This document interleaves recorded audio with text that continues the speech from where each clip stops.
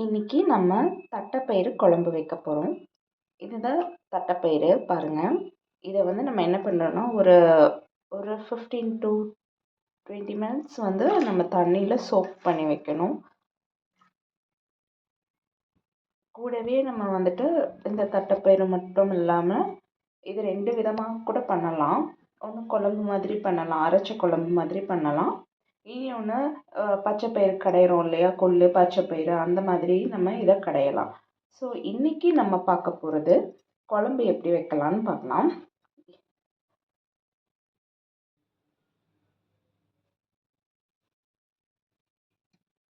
பாருங்க, நம்ம சோக் பண்ண தட்டைப்பயிரை நம்ம ஒரு குக்கர்லேயோ அல்லது ஒரு பாத்திரத்துலேயோ போட்டு நம்ம வேக வச்சு எடுத்துக்கலாம் தனியாக. இது வேகமாக வச்சுக்கிறீங்களா? இப்போ பாருங்கள், வடைச்சட்டியாக அடுப்பில் வைக்கணும்.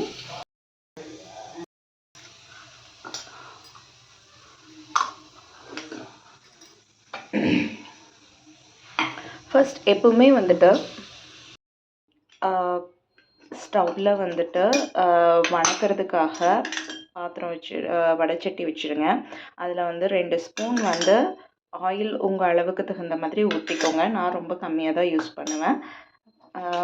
உங்களோட தேவைக்கு தகுந்த மாதிரி யூஸ் பண்ணுங்கள். அப்புறம் பூண்டு வந்து ஃபஸ்ட்டு உரித்து வச்சுக்கோங்க. ஃபஸ்ட்டே வந்து பூண்டு வந்து உரித்து வச்சுக்கோங்க. இந்த மாதிரி பூண்டும் சின்ன வெங்காயமும் உரித்து வச்சுக்கோங்க.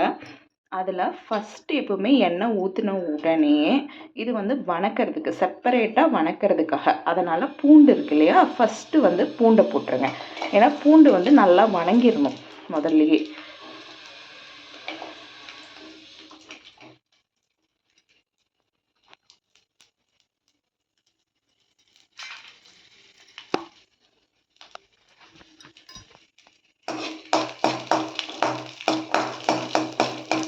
பூண்டை நல்லா வணக்கிடுங்க. கொஞ்சம் ப்ரௌன் வர மாதிரி பொன்னிறமாக வரும் இல்லையா, அந்த மாதிரி நல்லா வணக்கிடுங்க.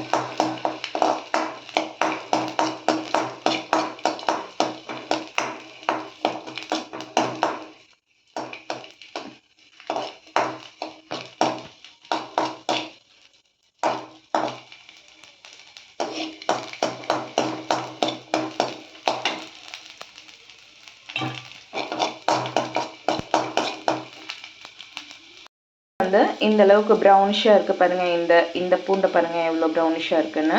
ஸோ இந்த மாதிரி நல்லா ஓரளவுக்கு கலர் மாறுற மாதிரி வரும்பொழுது நீங்கள் என்ன பண்ணுங்கன்னா, சின்ன வெங்காயம் இருக்கு இல்லையா, உரிச்சு வச்சது அதை உள்ளே போட்டுருங்க. உள்ளே போட்டுட்டு நல்லா வணக்குங்க. சீக்கிரமாக வணங்கிடும். சின்ன வெங்காயத்தை நல்லா வணக்கணும். சின்ன வெங்காயம் நல்லா ஓரளவுக்கு வணங்கினதுக்கப்புறமா நம்ம என்ன பண்ணணும்னா, நெக்ஸ்ட்டு வந்து கட் பண்ணி வச்சுருக்கிற தக்காளியை உள்ளே போடணும். நம்மளாம் என்ன நடக்கும்னா, கருவேப்பிலை வந்துட்டு குழம்புல போடுறதெல்லாம் வந்து மேக்ஸிமம் குழந்தைங்க சாப்பிடாதவங்க தூக்கி போட்டுருவாங்க. அதுக்கு நம்ம என்ன பண்ணலான்னா, இந்த மாதிரி அரைச்ச குழம்பு சட்னி இந்த மாதிரி பண்ணும்போது நம்ம வந்து உள்ளே போட்டுடலாம். நமக்கு தேவையான அளவுக்கு ஒரு கைப்பிடி அந்த மாதிரி குழம்புக்கு போட்டால் நல்லாயிருக்கும், டேஸ்ட்டு கொடுக்கும். நம்ம என்ன பண்ணலான்னா, இந்த மாதிரி போட்டு கூடவே வணக்கிடலாம். பாருங்கள், இப்போது வெங்காயமும் நல்லா வணங்கிடுச்சு. இந்த ஸ்டேஜ் இருக்கும் பொழுது நாம் கட் பண்ணி வச்சுருப்போம் இல்லையா தக்காளி, இதை வந்து நம்ம உள்ளே போட்டுடலாம். நம்ம வந்து தக்காளி கட் பண்ணும் பொழுதே ரொம்ப பொடி பொடியாக இந்த மாதிரி சட்னிக்கெலாம் பண்ணணும்னு அவசியம் இல்லை. பட் நம்ம 2ஆக கட் பண்ணும்போதே அந்த தக்காளி வந்து நல்லா க்ளீனாக இருக்கா.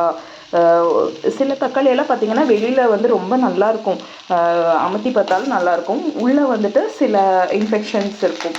ஆனால் அதனால தான் நம்ம என்ன பண்ணணும்னா, 2ஆக கட் பண்ணி 4ஆக கட் பண்ணி பார்த்துடணும். உள்ளே க்ளீனாக இருந்துச்சுன்னா அந்த தக்காளியை வந்து நம்ம யூஸ் பண்ணிக்கணும்.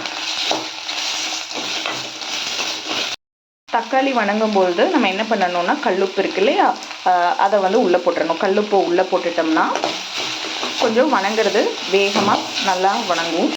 இப்போது நம்ம காரத்துக்கு ஏற்ப குழம்பு மிளகாய் தூள் வந்து உள்ளே சேர்த்துக்கலாம். கூட ஒரு 1/2 ஸ்பூன் மஞ்சள் தூள் ஆட் பண்ணிக்கலாம். இப்போது நல்லா நம்ம வணக்கலாம்.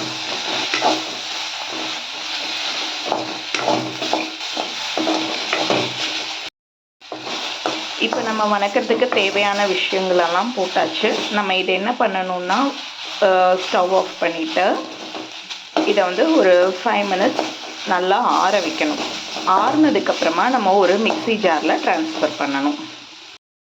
இப்போ பாருங்கள், அடுத்த ப்ராசஸ் என்னென்னா, நம்ம தேங்காவை வந்து எடுத்துக்கணும். உடைச்ச தேங்காவை நம்ம கட் பண்ணி நல்லா சின்ன சின்ன துண்டுகளாக நம்ம கட் பண்ணி எடுத்துக்கணும்.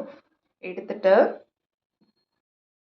பாருங்கள், தேங்காய் உடைச்சு அதில் வந்த தண்ணி, நான் இந்த தண்ணி எப்போவுமே கீழே ஊற்ற மாட்டேன். நம்ம குடிச்சுக்கலாம் இதைய. இப்போது தேங்காய் வந்து நம்ம கட் பண்ணி வச்சுருக்கோம் இல்லையா, அந்த தேங்காவை நம்ம இதில் போடலாம். இது வந்து என்னென்னா, நான் தேங்காய் வந்து நீளமாக போட்டிருக்கேன். பட் ஆனால் ரொம்ப லேசாக கட் பண்ணியிருக்கேன். ரொம்ப லேசாக வந்து நான் வந்து இதை கட் பண்ணி போட்டிருக்கேன். அதனால் நான் வந்து போடுறேன் இப்படியே. ஆனால் நீங்கள் சின்ன சின்னதாக கட் பண்ணிக்கோங்க.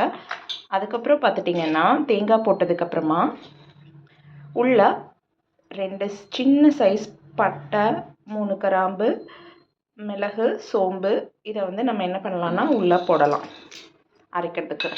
சில பேர் குழம்பு மிளகாத்தூள் என்கிட்ட இல்லை அப்படின்னா நீங்கள் ஒன்றும் கவலைப்பட வேண்டாம். நம்ம வந்து தக்காளி வெங்காயம் வணக்கும் பொழுது கூடவே நம்ம வந்துட்டு என்ன பண்ணலான்னா, வரமிளகாய் இருக்குது இல்லையா, சிகப்பு வரமிளகாய், அதை வந்து நம்ம என்ன பண்ணலான்னா ஒரு 5 வரமிளகாய் கூட கொத்தமல்லி அதுக்கு பாதி அளவு கொத்தமல்லி 2 ஸ்பூன் போட்டு,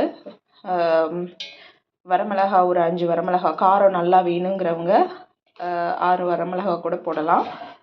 இல்லை எனக்கு கம்மியான காரம் போதும் அப்படின்னா 4 வரமிளகா போட்டு நல்லா வணக்கிக்கலாம். குழம்பு மிளகாய் இல்லை, தூள் இல்லை அப்படிங்கிறவங்க.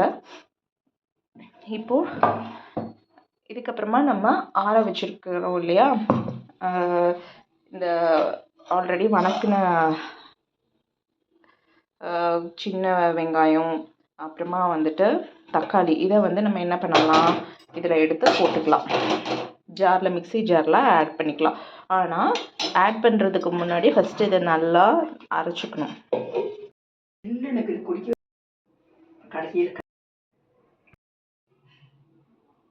புளி வணக்கும் போதே போடணும், நான் வந்து மறந்துட்டேன். ஸோ இப்போ வந்து நான் ஆட் பண்ணுறேன். கொஞ்சம் ஒரு சின்ன சைஸ்க்கு புளி, சின்ன நெல்லிக்காய் சைஸுக்கு போட்டால் போதும். குழம்போட குவான்டிட்டி எவ்வளோ இருக்கோ அதுக்கு தகுந்த மாதிரி நம்ம போடணும். நம்ம வந்து ஒரு 4 பேர் சாப்பிட்ற அளவுக்கு போடுறோம், அதனால் சின்ன நெல்லிக்காய் சைஸ் போட்டால் கூட போதும். இப்போ நம்ம குழம்பு அரைச்சாச்சு, தாளித்து விட போகிறோம். அதுக்கு நம்ம என்ன பண்ணலான்னா, கொஞ்சமாக எண்ணெய் விட்டுக்கலாம். 2 ஸ்பூன் அளவுக்கு விட்டால் போதும் தாளிக்கிறதுக்கு.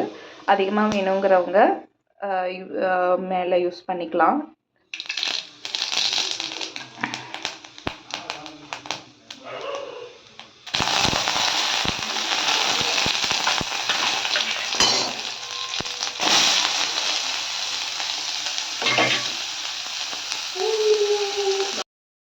ஸ்டவ்வை சிம்மில் வச்சுக்கணும். வச்சுட்டு நல்லா வணக்கணும். இது வந்து நல்லா ப்ரௌன் கலரில் வர மாதிரி நம்ம நல்லா வணக்கிக்கணும். தாளிப்புக்கு இவ்வளோ வெங்காயம் தேவையில்லை தான், சும்மா கொஞ்சமாக போட்டால் போதும். 1/4 வெங்காயம், 1/2 வெங்காயம் போட்டால் போதும். நான் வந்து ஒரு வெங்காயம் முழுசாக போட்டிருக்கேன். இப்போது நல்லா வணங்கிடுச்சு. இந்த ஸ்டேஜில் நம்ம என்ன பண்ணணும்னா, நம்ம ஆல்ரெடி வந்து வெங்காயம், தக்காளி, தேங்காய், இது எல்லாமே நம்ம வணக்கி வச்ச வெங்காயம், தக்காளி, தேங்காய் எல்லாமே போட்டு நம்ம அரைச்சிருக்கிறோம் இல்லையா, சோம்பு, பட்டை எல்லாம் போட்டு அரைச்சிருக்கோம். இதை வந்து நம்ம என்ன பண்ணணும்னா, இதை அப்படியே உள்ளே போட்டு ஊற்றிடலாம்.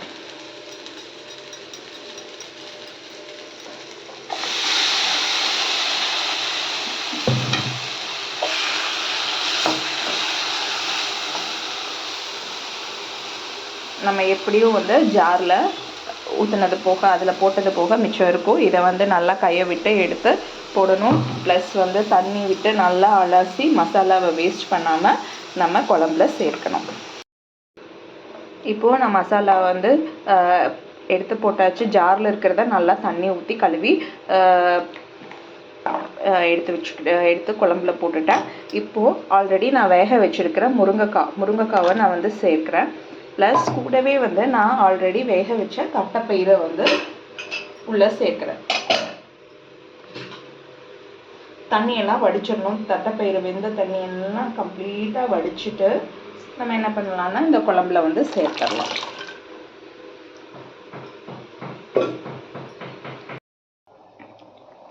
இப்போ குழம்பு தயாராகிடுச்சு. நம்ம எடுத்து யூஸ் பண்ணி சர்வ் பண்ணுறதுக்கு தயாராகிடுச்சு.